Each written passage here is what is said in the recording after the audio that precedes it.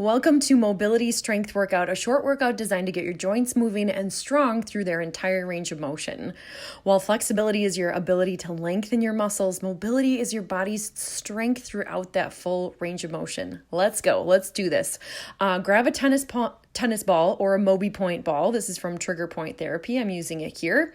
I just showed you the spot where we're going to put the ball and then lean against it on the wall. So I've got my body, the ball, and then the wall. I place that ball in that little space between my shoulder blade and my spine. Then what you're going to see me do here is I'm going to start to move my arm up and down, nice and slow. I'm going to adjust the ball, maybe a little bit up or a little bit down from time to time. And I'm going to just explore. I'm going to try to continue to breathe deep.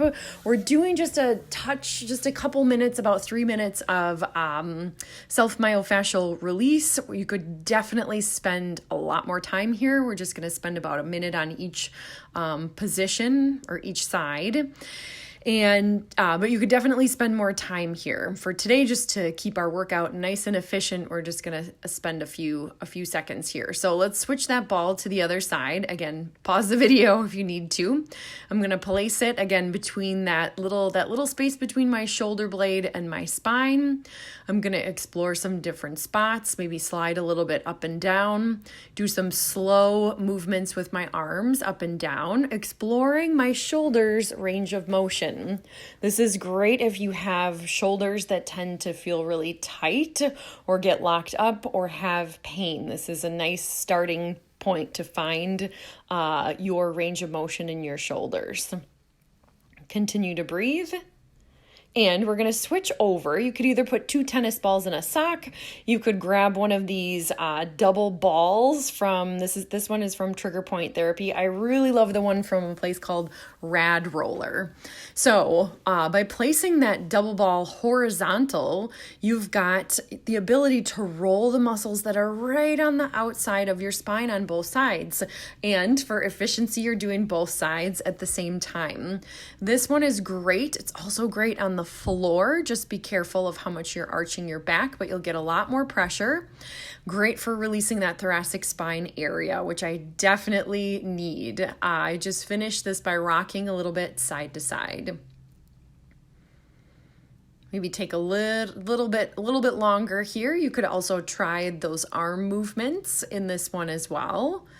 Even working in a little bit of a wall sit or wall squat here. Speaking of wall squats, that's what we've got next. So notice my stance is wide. This is a deep and wide squat assisted by the wall.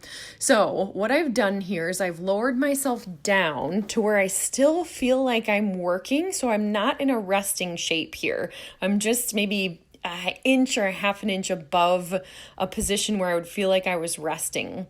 Yours might look completely different than mine. Don't worry about it. What I do want you to think about is keep that torso tall. I want the back of your head against the wall as well as your shoulder blades. So I want your spine as long and tall as possible, and I want you to feel some work. So what we're doing here is we're working at that end range of motion.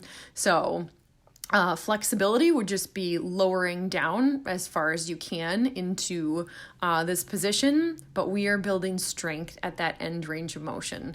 You can slide down the wall, hang out for a minute, but I would like you to hop up as soon as you can, or pause the video if you need to, and begin doing single leg stork stance. So I'm raising and lowering my right knee, just working through whatever range of motion I can find. It's a little bit of a balance challenge here. Make sure you keep that left glute nice and strong. Make sure that hip's not popping out to the left. Abs are strong. Posture is great. Shoulder blades pulled down and back. Then reach for that leg. Pull it as close to your chest as you can. Use a yoga strap or a towel for assistance if needed. And then try to hold your knee in that spot. Let go with your hands. We're holding here about 10 seconds. This is another one where we're strengthening at that end range of motion. Give yourself a little wiggle, little shake, and let's rock on the other side. Okay, so left knee, lifting and lowering. This is called a stork stance in yoga. Again, make sure this time that right hip isn't popping out to the side. Posture is tall. Good. If you need to do this with one hand lightly touching the wall or a chair, that's perfectly fine. Take that option. We're going to do this 2 times on each side.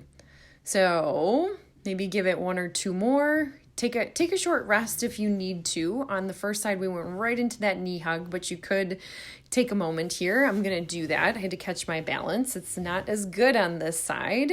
So I'm going to hug that knee into my chest as close as I can get it. So by pulling the knee in with assistance, you're exploring your flexibility. By trying to hold that knee in place, you're challenging your strength at the end range of motion. Holding here again about 10 seconds. Do your best. Smile a little bit. This is fun, right? All right, release it. And as promised, we get to do this again on both sides. So right knee, lift and lower. You might feel that there's a little more freedom in that joint. Great, just a few more of these. Let your torso remain lifted. Ears are right over your shoulders. Maybe you find a focal point to keep your eyes on, something that's not moving. And here we go. Let's do that knee hug. Bring that knee as close to your chest as you can. Try to keep it there. Let go with the arms. It's a lot going on here. If you wobble, if you fall out of it, don't worry. Try again next time. Shake it out. Little wiggle for those hips. And let's do the other side. So left leg, lifting and lowering.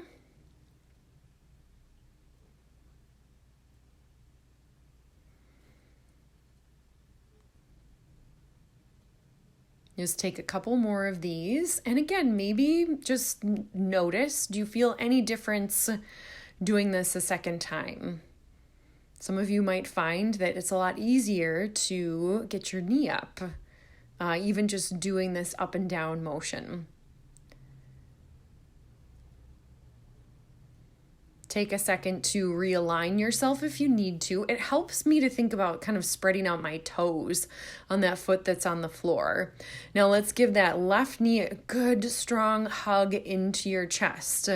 Again, supporting yourself or supporting your, finding your flexibility by using your arms to hug in. And then unlocking that strength at that end range of motion by holding that position. All right, we're going to move right into a little more dynamic movement. Start with your feet together. We're going to side lunge to the right. So big step to the right. Right knee is bent, butt is back. Left leg is almost straight. And then I've crossed my left arm over. I'm sort of using it as an anchor. And then my top arm is opening and closing. We're just going to be here for a few seconds, a handful of reps. Open and close. Great. So what we're working here, holding this shape, we've found our end range of motion in our side lunge. We're holding it for strength, and then a little thoracic spine mobility. That's what that rotation is great for. Come up in the center, and then side lunge deep into that left leg. Cross that right arm to the outside of the left leg. That's your anchor. And then top arm opens and closes. You might find as you go that you get a little more range of motion. And just like any exercise, you're going to see all different kinds of things. When I do this exercise with my a yoga teacher I co-teach with, she can get that top arm going straight up towards the ceiling. She's got a little more thoracic spine mobility right now than I do. But that little bit of work that we did at the beginning, and you'll notice that my arm is getting closer with that double ball rolling up and down the side of your spine. That's a great way to loosen up that area too. All right, let's come down to hands and knees. Then find a knee plank. So you've got your shoulders over your wrists and you're on your knees.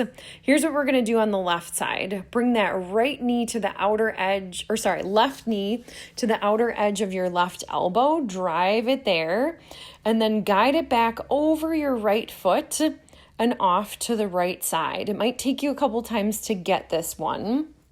But oh my gosh, what a beautiful movement. We're strengthening your entire left side of your body. We're moving your hip through internal and external rotation. So lots of movement in that hip socket. And then building strength by holding at the end right there. Good. And then during that knee drive, you're building strength in your hips and in your obliques. Let's take a little break, come to tabletop, and then I'm just going to have you sway your hips a little bit side to side, as if you were going skiing, a little side to side. All right, then let's move our bodies back into that knee plank. So again, shoulders over your wrists, spread your fingers out, slight bend in your elbows. This time it's that right knee. And you'll notice I just bumped my knee into my left foot. So it might take a round or two to get it. But so that right knee drives open towards that outer edge of your right elbow. And then it comes back, crosses over the left foot, hovers on the other side. Now, different body shapes, this is going to look and feel very different. So you might feel, it might look like I have a big range of motion and maybe you don't feel like you're moving very far or that you're bringing that knee across to the left side very far. Move through whatever range of motion you have. You are building strength through your body's range of motion. We did some great hip opening, so hopefully we've got you in a good place to get to move with some freedom.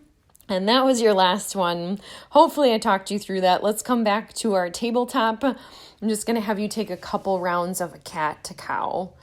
Find that alignment in your spine, and I always like something that's a little balancing.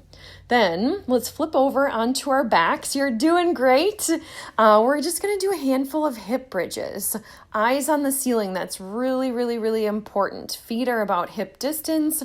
You're just going to roll up and roll down. I'm doing about 10 times here. If it took you a second to get into this shape, that's perfectly fine. Do as many as you have time for. Squeeze the butt, try to find that even pressure in your feet, relaxed through across the back of the shoulders, through the back of the neck, through the face, including the jaw and the forehead. Okay, so here's what we're going to do. We're going to keep one foot on the ground. So let's keep our left foot on the ground, extend that right leg into the air. You're going to lift your hips up, single leg bridge, and then let that right leg drop open to the side wherever you can stand it. It's flexibility, right? But then by squeezing that leg back to center, you're challenging your strength. Again, challenging your strength in different patterns, different shapes. When the body is in those more elongated positions, this is how we build our mobility strength.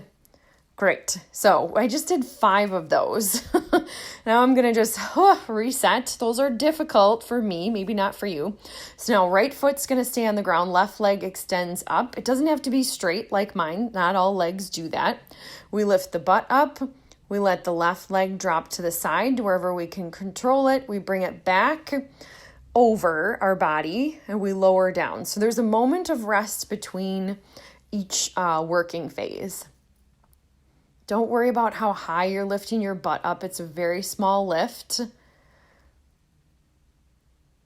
So it's lift, open, close, lower down. And that was the last one. So just about 5 per side. Again, super challenging. All right, I promised you we were going to do that wall squat, deep wall sit squat one more time. So let's do it. You might find we've done a lot of work for our hips. You might find that your muscles are a little bit tired in a different way, especially throughout the hips. But again, find that place where you're feeling like, oh, my muscles are working. I'm not in a resting position. The resting position in this shape is not bad, but it's not quite going to get you what we want, which again is that strength at your end range of motion. Torso tall. Deep breaths. You're almost there. We've got a couple quick stretches to finish this off, but just hold tight. You're going to make it. Tell me you love a wall sit in the comments. Little smile and let that butt come down to the ground. I'm going to have you roll onto your back here. And once you're on your back, we're just gonna do a couple times rolling like a ball. That's great. Rolling like a ball, you're holding on behind your thighs. I'm keeping my legs bent. I'm looking forward. I'm keeping my core strong. This is a great little spine massage. All right, when you feel like you've had enough of that, I want you to roll onto your back. You're gonna extend your legs to the ceiling and keep that hold on the legs. And then we're just gonna alternate one leg long, one leg straight, moving back and forth between those shapes.